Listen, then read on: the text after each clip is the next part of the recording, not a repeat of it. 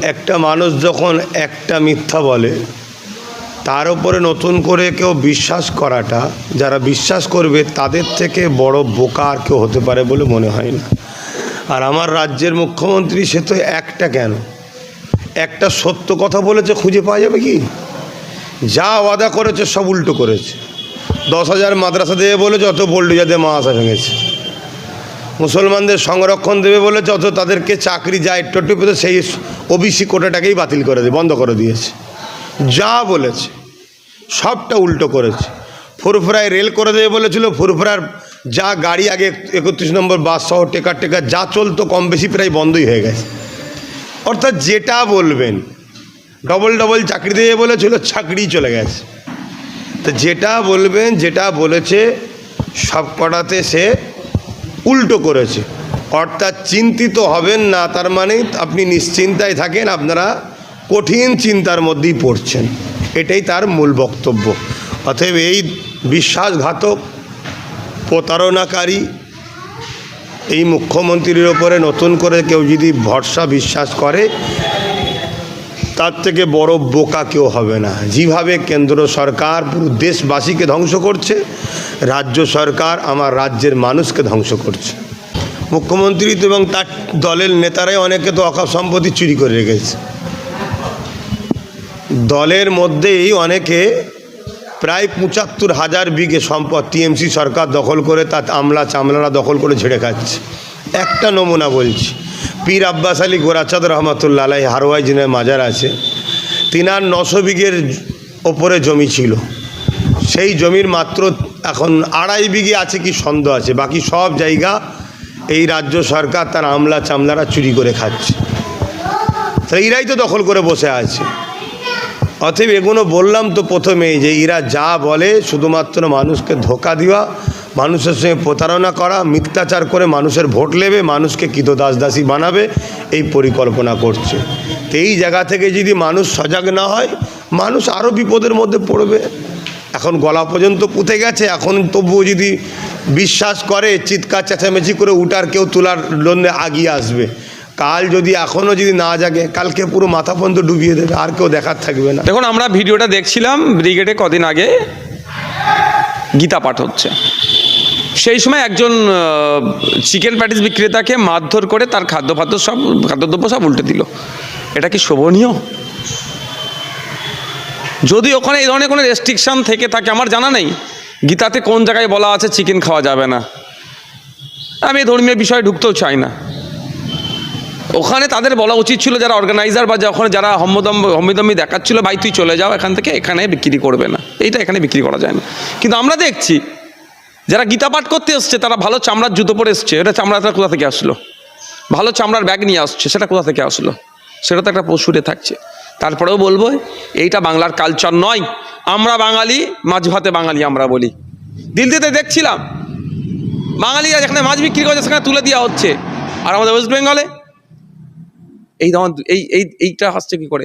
বাংলার মানুষজন 2021 সালে বিজেপির হাত থেকে পরিত্রাণ পাওয়ার জন্য, বিজেপির এই সাম্প্রদায়িক রাজনীতির হাত থেকে পরিত্রাণ পাওয়ার জন্য তৃণমূলকে ভোট দিয়েছিল। তৃণমূলকে ভোট দিয়ে যদি এই দিন দেখতে হয়, তাহলে আমাদের থেকে আর খারাপ কী হতে পারে?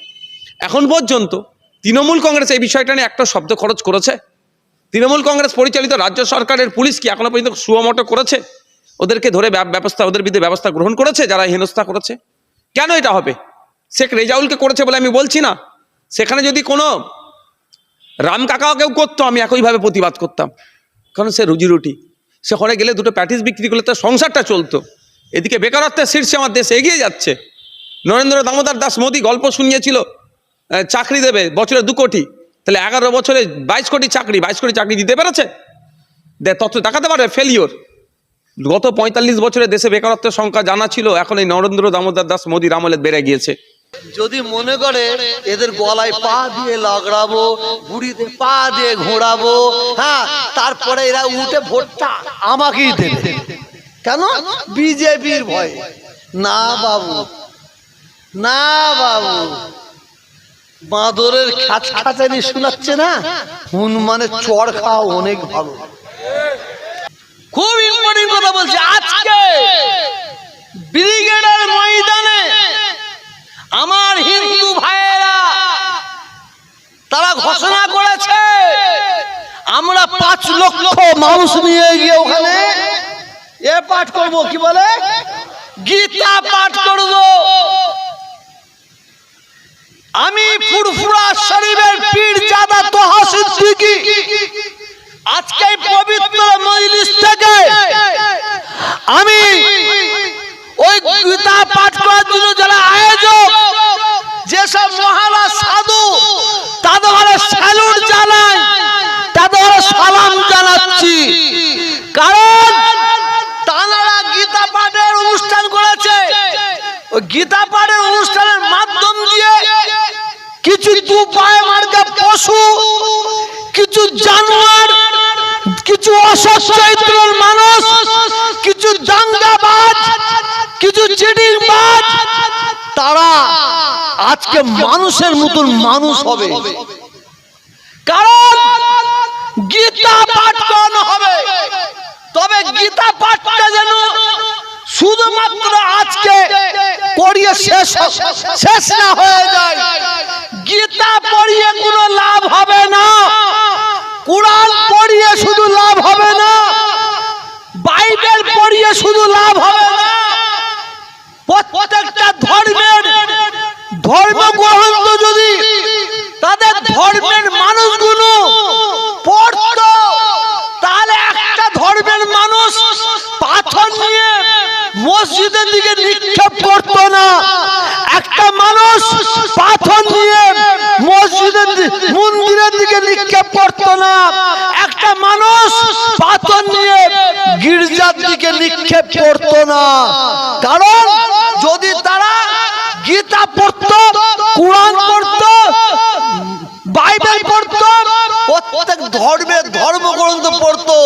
কারণ ধর্মগ্রন্থের মধ্যে এই শিক্ষা দেওয়া হয়, তুমি মানুষ, তুমি মানুষ, তুমি হিন্দু নয়, তুমি মুসলমান নয়, তুমি খ্রিস্টান নয়, তুমি মানুষ। অতএব মানুষ হয়ে মানুষকে ভালোবাসো। ঠিক না ভুল? কিছু বল, ঠিক না ভুল? কিন্তু কিছু দুপায়ে মার্কা পশু দেখবেন মসজিদের ওপরে উঠে ঝান্ডা বাঁধছে, মসজিদকে শহীদ করছে। কিছু দুপায়ে মার্কা পশু দেখবেন মন্দিরে ঢিল মারছে, মন্দিরে তারা পাথর ছুঁড়ছে। এরা মানুষ? এরা মানুষ? এরা হিন্দুও নয়, এরা মুসলমানও নয়, এরা খ্রিস্টানও নয়। এরা কি? এরা হচ্ছে মানুষ রূপে পশু, মানুষ রূপে পশু। আমি তোহা সিদ্দিকী, আমি যদি কুরআন শরীফটা পড়ি, কুরআন শরীফের ব্যাখ্যাটা যদি আমি জানি, তা আমি তোহা সিদ্দিকী, আমার দ্বারাই কোনো হিন্দু ভাই কষ্ট পেতে পারে না।